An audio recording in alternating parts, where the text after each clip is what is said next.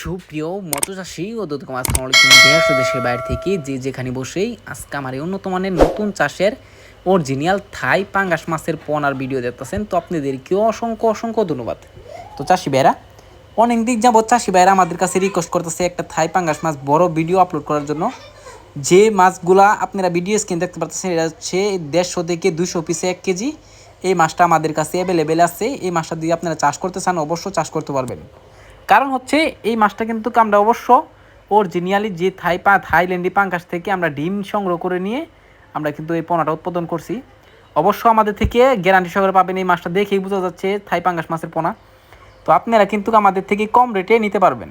এই মাছটা কিন্তু আপনাদের অনেকেই প্রতারিতভাবে দিচ্ছে দেশি পাঙ্গাস থাই পাঙ্গাস না দিয়ে।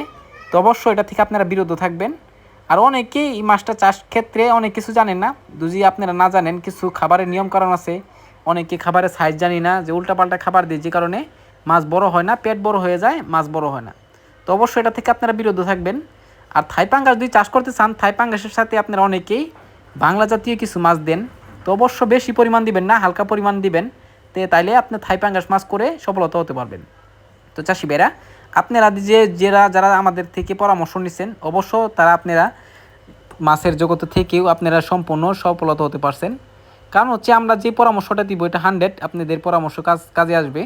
তো চাষি ভাইরা আপনারা যদি মাছ নেন আর না নেন অবশ্যই যদি কোনো পরামর্শ লাগে আমাদের ভিডিও স্ক্রিনের নাম্বার যোগাযোগ করে সকল তথ্য পরামর্শ আপনারা জানতে পারবেন। তো চাষি ভাইরা আপনারা যদি এই মাছটা ক্রয় করতে চান তাহলে আমাদের ভিডিও স্ক্রিনের নাম্বার টাইটেল ও ডেসক্রিপশন বক্সে নাম্বার দেওয়া আছে, নাম্বার সংগ্রহ করে আমাদের থেকে 2025 সালের সকল মাছের পোনাই করে করতে পারবেন। তো চাষি ভাইরা আমার চ্যানেলে যদি নতুন হয়ে থাকেন অবশ্যই নিত্য নতুন ভিডিওতে চ্যানেলে সাবস্ক্রাইব দিবেন পরবর্তী ভিডিও দেখার জন্য। আর যারা দিয়ে আছেন ওদেরকে অসংখ্য ধন্যবাদ।